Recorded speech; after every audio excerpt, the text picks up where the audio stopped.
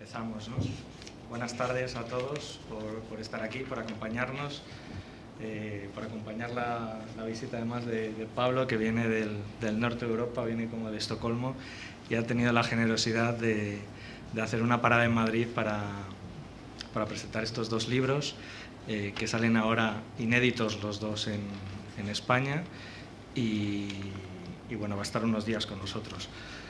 Yo como editor, mi primer papel es agradecer desde luego a Casa América que nos haya prestado este magnífico lugar para presentar las obras de Pablo. Agradecer también a Carlos García Gual, que también se ha prestado muy generosamente para acompañarnos y para hablar esta tarde con Pablo.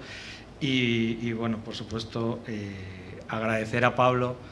En estos casos se suele decir que el editor apuesta por un autor, en estos casos es al contrario, claro.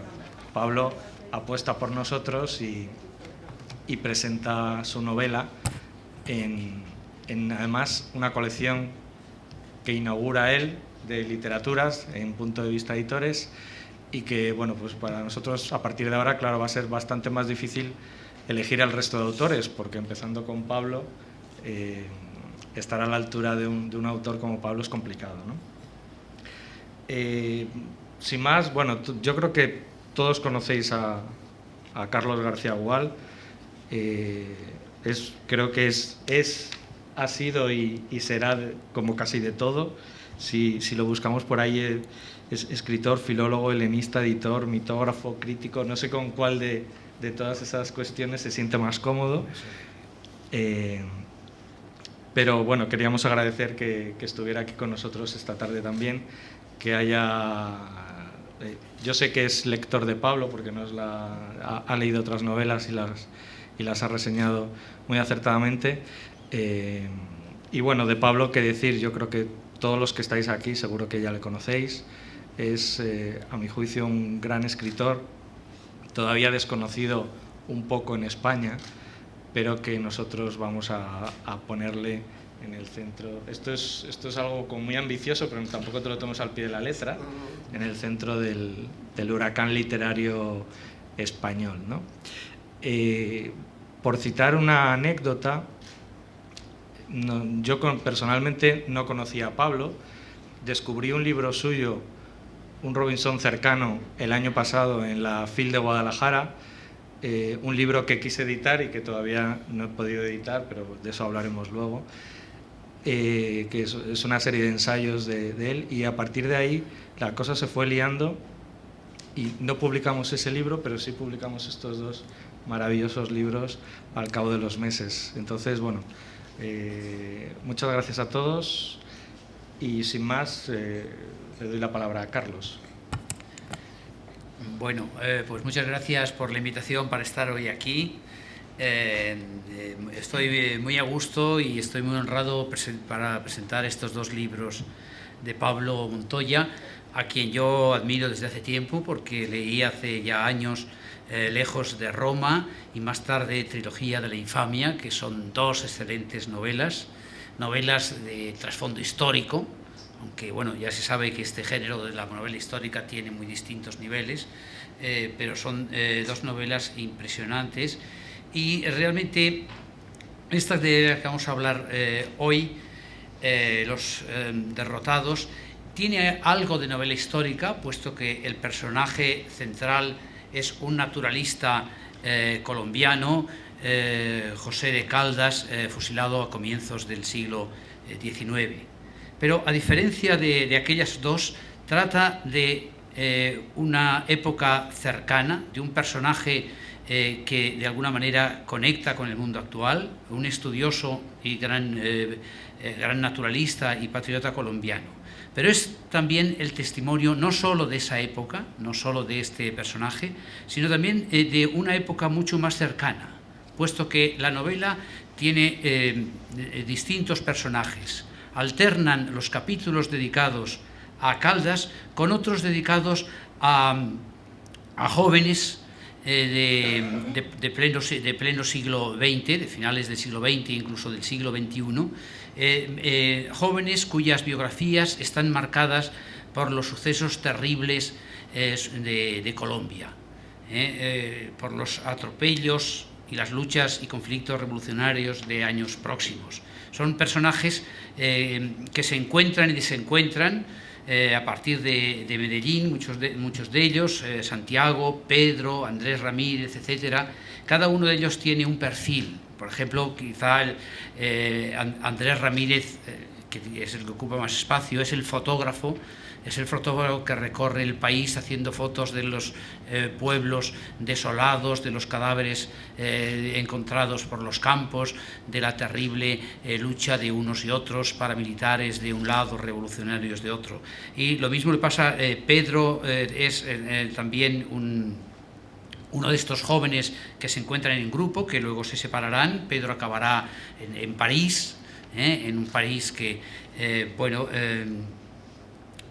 Pablo conoce bien, ¿no? y que es un país muy cercano, un país muy cercano, y junto a ellos también aparecen otras figuras que nos producen un sentimiento emotivo muy fuerte. Por ejemplo, hay una figura femenina, Alba, enamorada de un extraño personaje que la abandona, que tiene un hijo, que pierde el hijo, y esta es una especie de tragedia personal que se mezcla con las tragedias de los otros. De manera que aquí, por un lado, tenemos la figura de Caldas, personaje histórico, gran personaje, que alterna con otros naturalistas de enorme prestigio, como Humboldt, por ejemplo, o como Celestino Mutis, y que es, digamos, de alguna manera el personaje central, que no solo está visto, como suelen verse los demás personajes, a través de una narración,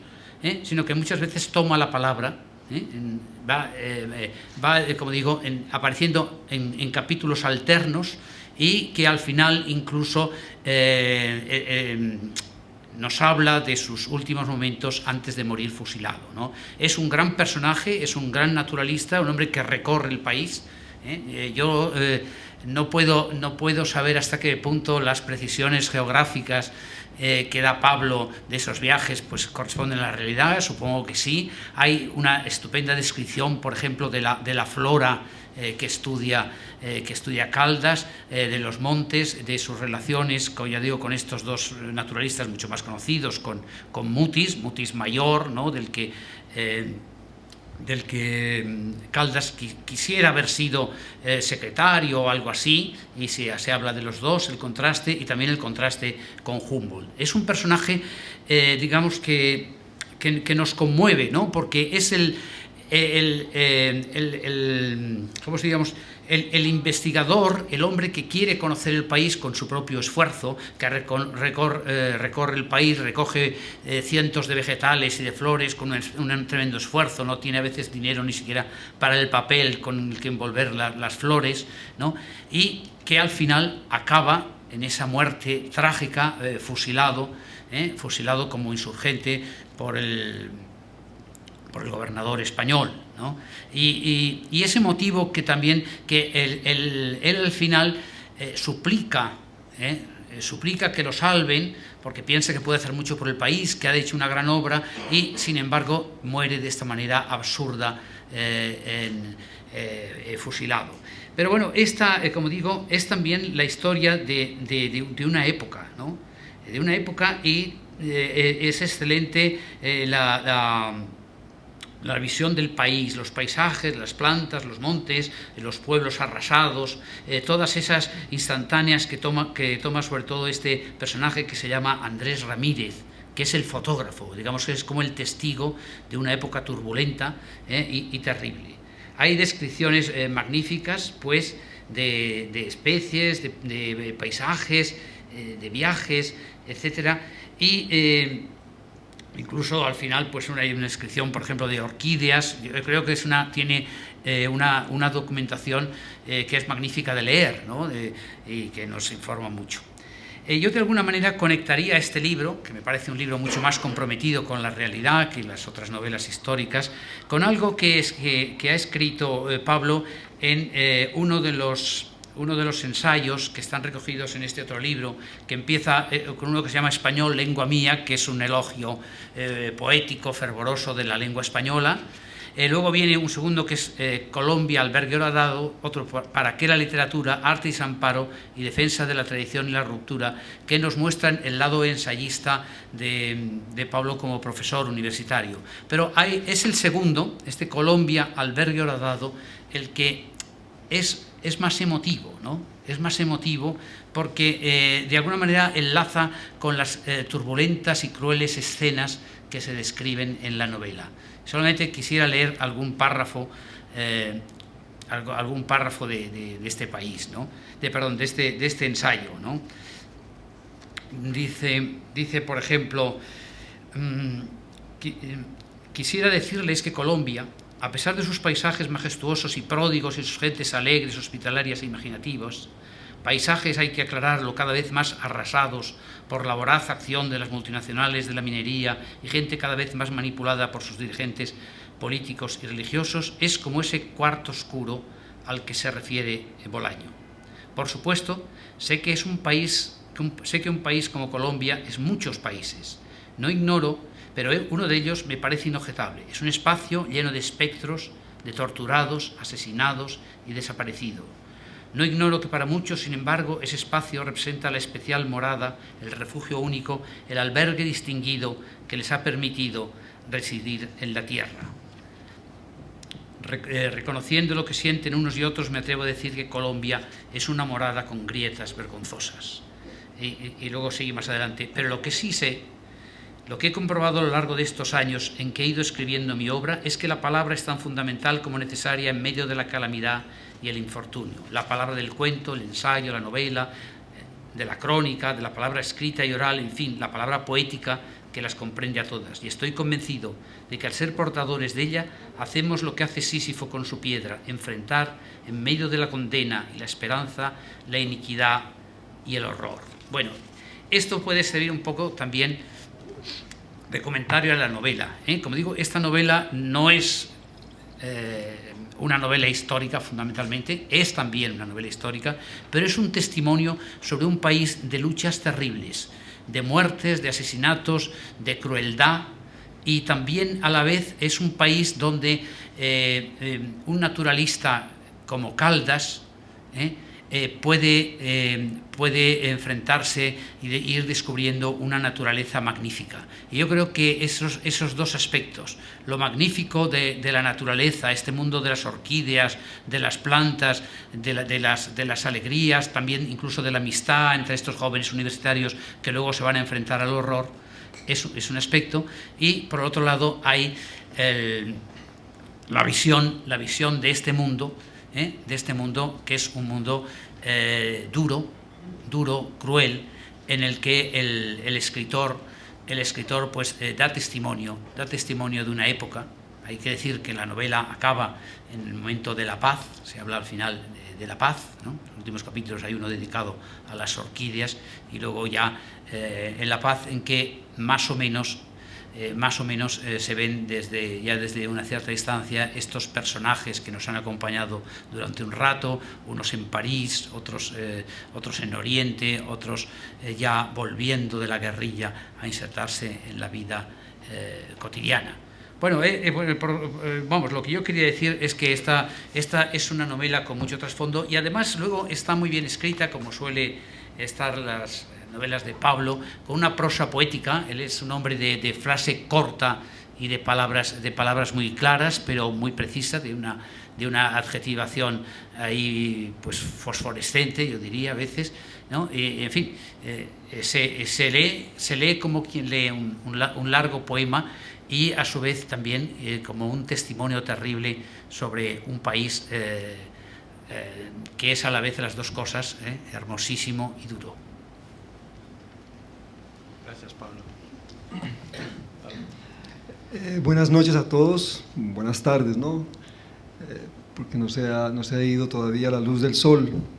En Colombia a esta hora ya estamos de noche, por eso se me atravesó el buenas noches. Bueno, en primer lugar, un agradecimiento muy especial a Alberto por abrirme un espacio en su editorial. Estoy muy contento con el libro, estoy muy emocionado. La edición de los dos ha salido magnífica. Me alegra mucho que Los Derrotados en esta nueva edición tenga 100 páginas más. No es que él las haya agregado, sino que por diseño editorial, pues el libro se ve más grueso, ¿no? más novelístico, digámoslo así. Porque en realidad es la novela más larga que yo he escrito hasta el momento. Entonces me alegra mucho ver esa consistencia, la carátula, la diagramación. Muy agradecido por la generosidad, tanto en Los Derrotados como el libro de ensayos. También pues agradecerle a Carlos García su presencia. Yo me siento muy honrado de estar con él aquí al lado. Me siento, mejor dicho, muy bien acompañado. A Carlos lo conocí en Medellín, en una librería que se llama Palinuro, hace ¿cuántos años? 7 años, 6 años, cuando él fue a dar una conferencia sobre literatura clásica en la Universidad Bolivariana. Alguien me soltó el chisme de que Carlos estaba en Medellín y que iba a ir a esa librería, entonces yo fui un poco con mucha inquietud y mucho entusiasmo, porque pues he leído a Carlos desde hace muchos años, he seguido sus libros, sus críticas. Cuando escribí Lejos de Roma me ayudaron mucho sus textos para entender a Roma, esa Roma que yo trato de recrear en la novela de Ovidio. Entonces fui a la librería de Palinuro y le llevé Lejos de Roma, la primera edición, se la dediqué. Y yo pensé, bueno, quién sabe si ese señor tan importante algún día va a leer esa novela, ¿no? Y como a los 2 meses o 1 mes y medio me escribió un correo diciéndome que había leído la novela y que le había gustado mucho. Tú no te imaginas lo feliz que me puse con ese correo. Entonces me siento muy agradecido, Carlos, muy honrado, y muchas gracias por tus palabras. Bueno, en realidad sí, lo que ha dicho Carlos es como un resumen de Los Derrotados. Los Derrotados es una novela que trata de mostrar un país que tiene esas dos facetas, un país prodigioso por su naturaleza, pero terrible por su, digamos, por su manera en que los colombianos, y sobre todo los políticos colombianos, los militares colombianos, hemos construido ese país. En algún momento yo, digamos, pensé inicialmente escribir una novela sobre ese naturalista neogranadino o colombiano que ocupa un lugar muy importante en la historia colombiana, porque es quizás el primer naturalista o el primer intelectual, si quisiéramos utilizar un término contemporáneo, que se planteó un proyecto que fue nombrar ese virreinato, nombrarlo desde la geografía, desde la botánica, desde la geografía, desde la astronomía. Y tuvo un proyecto muy interesante, pero ese proyecto se malogró en gran medida por su vínculo con las guerras de independencia, puesto que al militar Caldas en estas guerras va a verse de alguna manera, va a ver cómo su obra, su proyecto desemboca en la derrota, en el fracaso. Pero poco a poco ese proyecto inicial de escribir sobre Caldas, una novela tradicional, Caldas va a morir en la víspera de que lo fusilen, hace un recuento de su vida y ese era el proyecto inicial de Los Derrotados.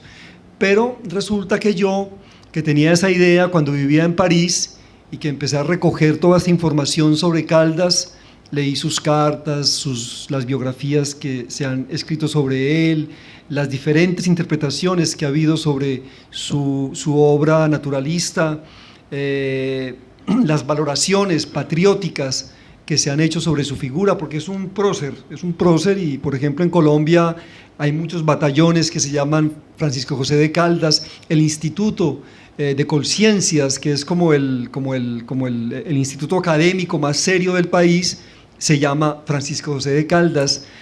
Caldas es una figura, digamos, a mi juicio, muy importante como naturalista, pero errático como militar. Pero como nuestro país es errático, pues estos militares lo han ensalzado como un gran héroe.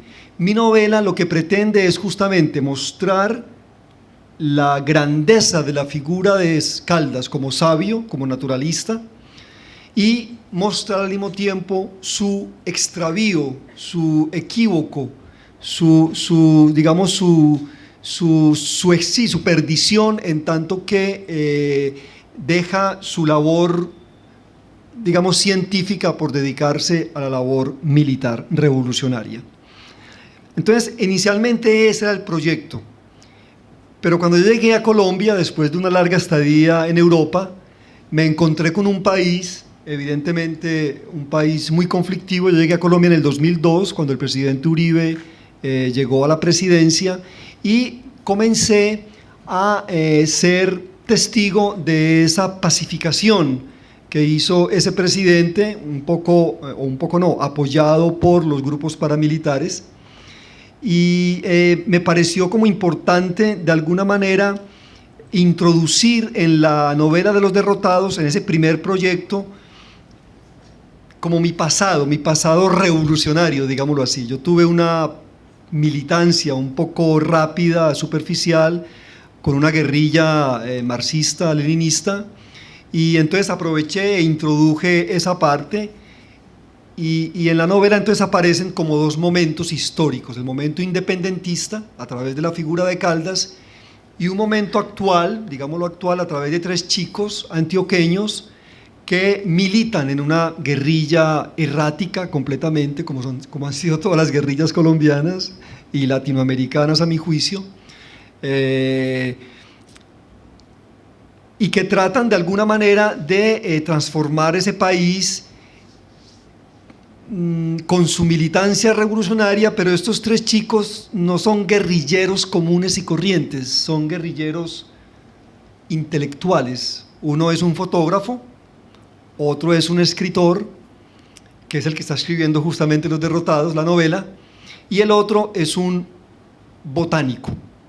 Entonces, a mí me pareció importante de alguna manera cruzar esos dos momentos, esas dos historias, esos dos espacios, sobre todo a partir de la pregunta fundamental que yo creo que sostiene Los Derrotados, y es: ¿qué pasa cuando un intelectual, cuando un hombre de conocimiento, cuando un artista se entromete o se compromete con la militancia revolucionaria?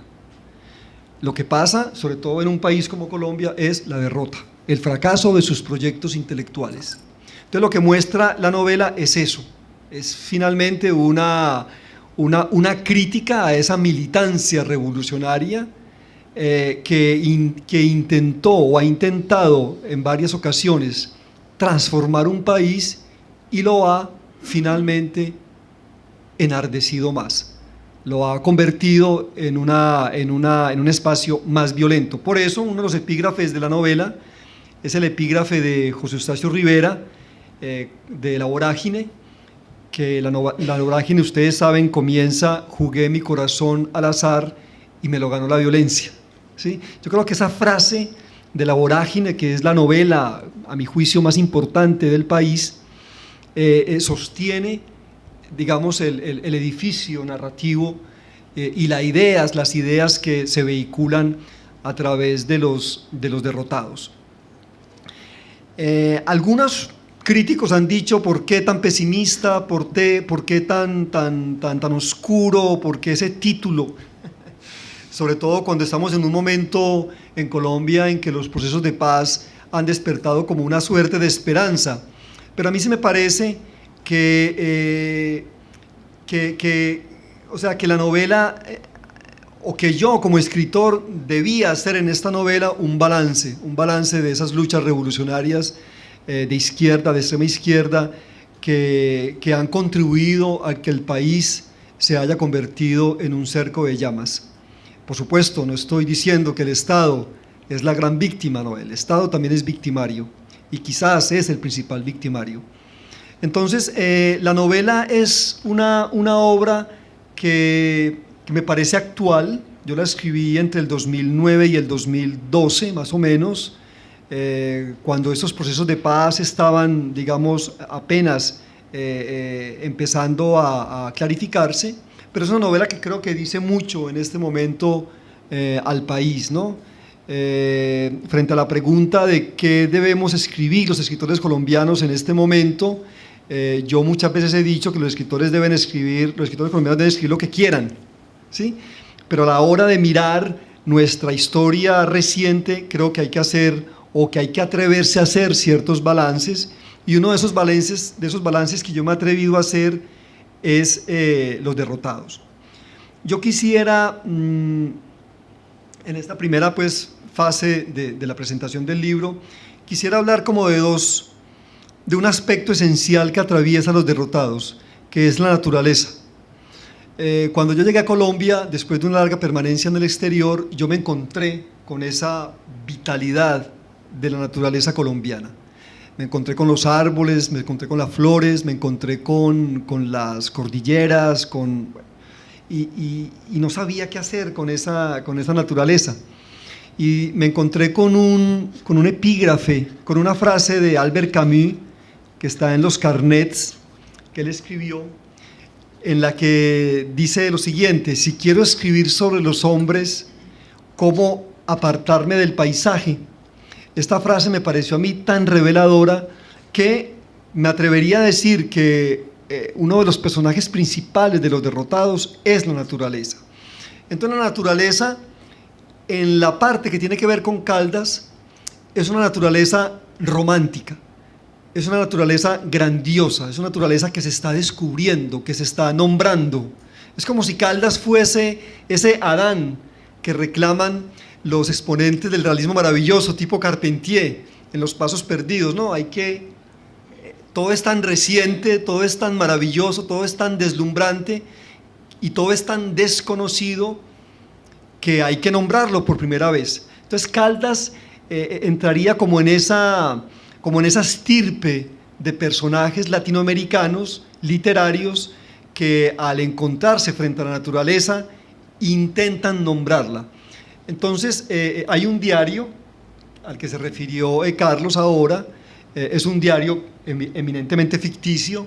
Caldas llevó un diario durante las guerras de independencia, pero ese diario se perdió. Era un diario de observaciones botánicas, de observaciones naturalistas, geográficas, y yo, a partir de ese dato de que era un diario que se había perdido, propongo en uno de los capítulos de la novela un diario donde Caldas está, digamos, deslumbrado ante las flores, ante los árboles, y es uno de los capítulos más poéticos de la novela. Pero es un diario inventado, ¿no? O sea, yo simplemente aproveché este dato que encontré en una de las biografías de Caldas para escribir el diario. Y luego viene la otra geografía, o esa geografía, o ese paisaje colombiano ya degradado, completamente destruido, completamente, ¿cómo llamarlo? O sea, los pasajes en que ese paisaje colombiano aparece a través de las fotografías que toma este protagonista Andrés Ramírez, ya es una naturaleza completamente violentada, ¿no? Entonces hay dos formas en que Los Derrotados propone al lector la visión de la naturaleza. Por un lado, esa naturaleza romántica, tipo Humboldt, tipo Bonpland, tipo Caldas, sin duda alguna, y otros tantos naturalistas del siglo XIX y comienzos del siglo XX, y luego la naturaleza actual colombiana, que está completamente en manos de los fascinerosos, ¿sí? Sean los militares, por un lado, ¿sí?, de un bando y de otro, porque no olvidemos que Colombia es uno de los países que tiene más minas quiebrapatas en el mundo. Es decir, ese conflicto dejó el país natural, convertido en una trampa.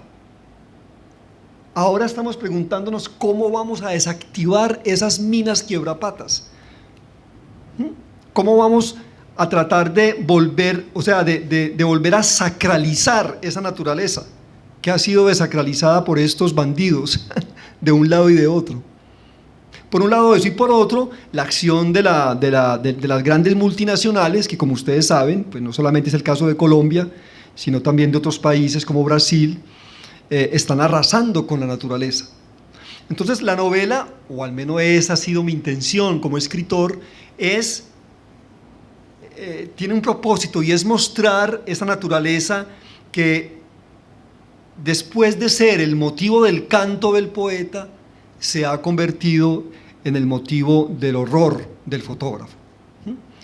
Entonces me parece que hay dos capítulos allí en la novela, Carlos, que son muy importantes, pues a mi juicio, que es el Diario Botánico de Caldas, donde todo es deslumbrante, de algún modo, donde todo es poetizado, y luego viene ese capítulo de las fotografías de guerra de Andrés Ramírez, donde aparece esa geografía colombiana completamente destruida, desbaratada, y donde los niños, las mujeres, los viejos, los civiles son las principales víctimas.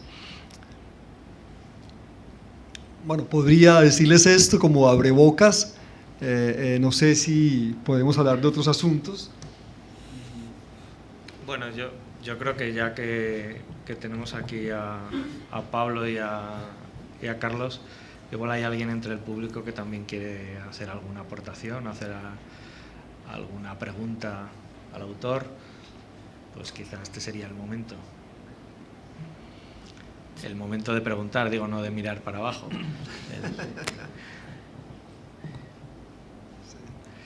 Bueno, yo, Pablo, la verdad es que una de las cosas que más me fascinan de tu escritura es la musicalidad.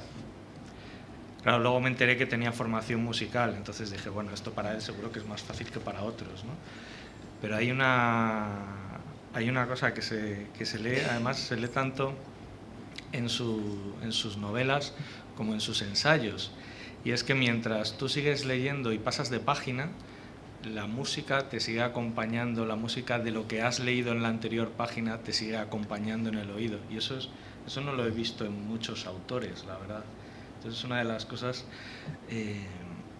que más me fascinan de tu escritura, ¿no?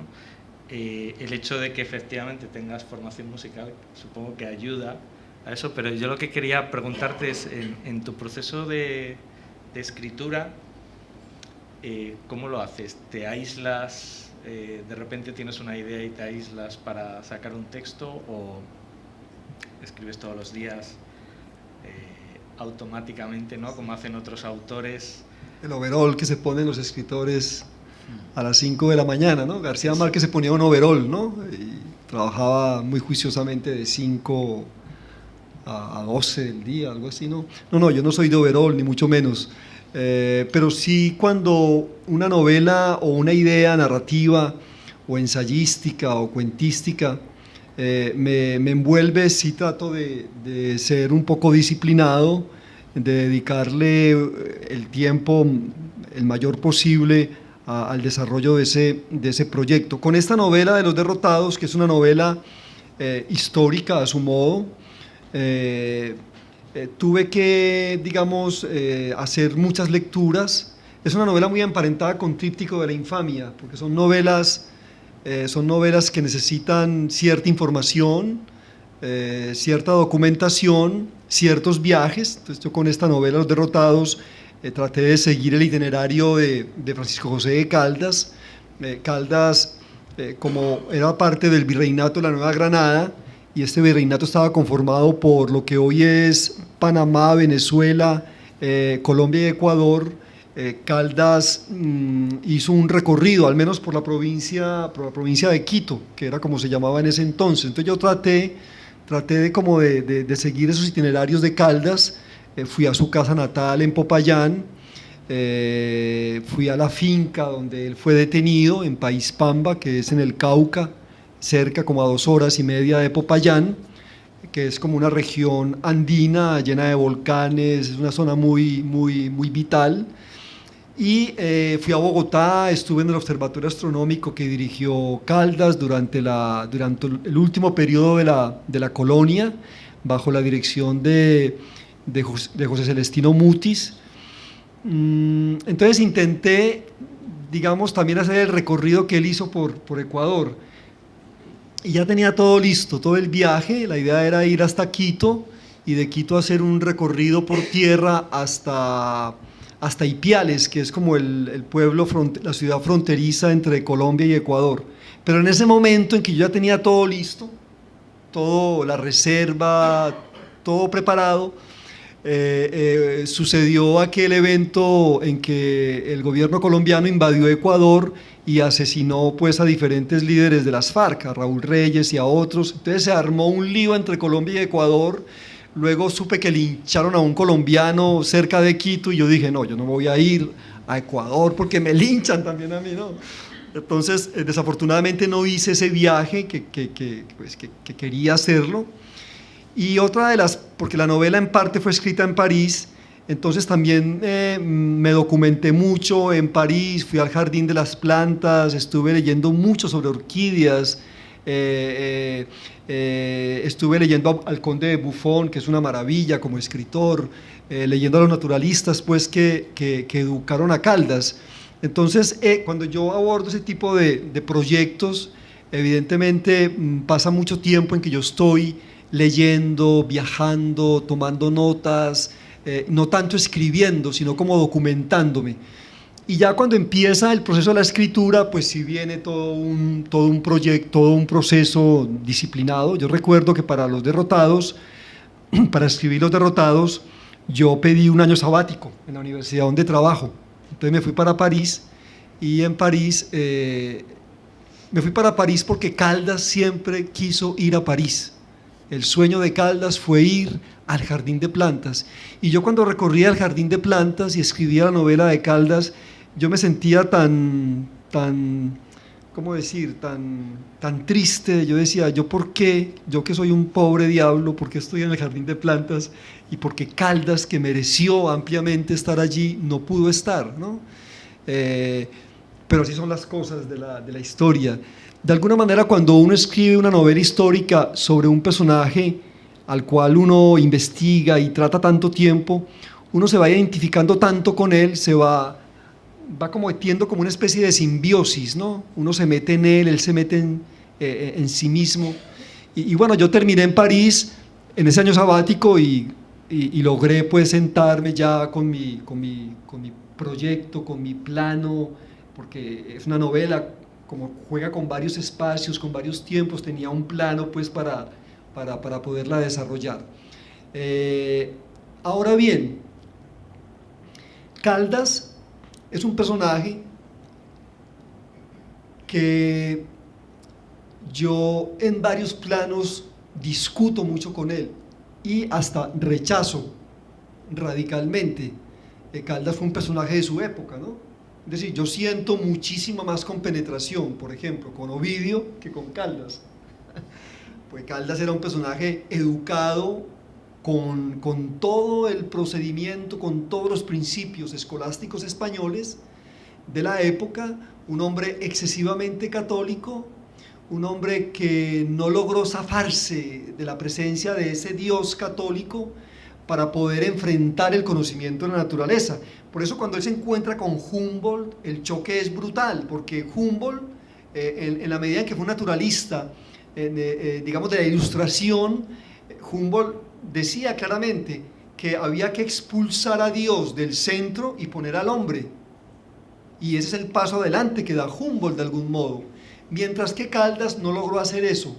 Caldas era mojigato, Caldas era taciturno, Caldas era un hombre lleno de trabas, lleno de las trabas de su época, era un hombre colonial, un hombre colonizado.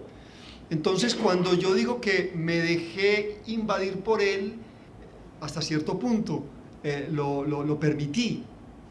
Y por eso la reconstrucción que yo hago de Caldas es una reconstrucción muy libre, de tal manera que los que defienden a Caldas y los grandes biógrafos de Caldas, cuando leen mi novela, consideran que yo estoy errado, que yo el Caldas que muestro no es el Caldas verdadero. Y ahí viene uno de los puntos fundamentales de la novela histórica. Uno no escribe novelas, uno escribe novelas históricas, pero uno lo que hace en realidad es escribir novelas de ficción. Esos personajes son recreaciones de la ficción literaria.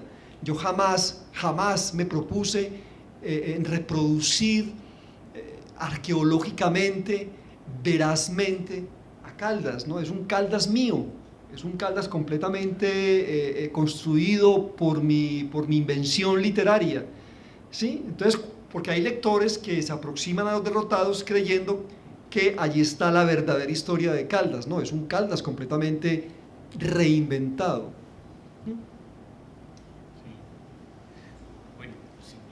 Bueno, en ese sentido, es curiosa esa especie de anécdota en que hay un editor llamado Jaramillo que te propone escribir una biografía de Caldas y que luego al final, una vez acabada la biografía, rechaza la biografía porque le parece que no se ajusta a los patrones estos más tópicos de la biografía, ¿no? Claro. Y eso es lo que tú decías ahora muy bien, ¿no? Yo también estoy de acuerdo contigo. Porque la novela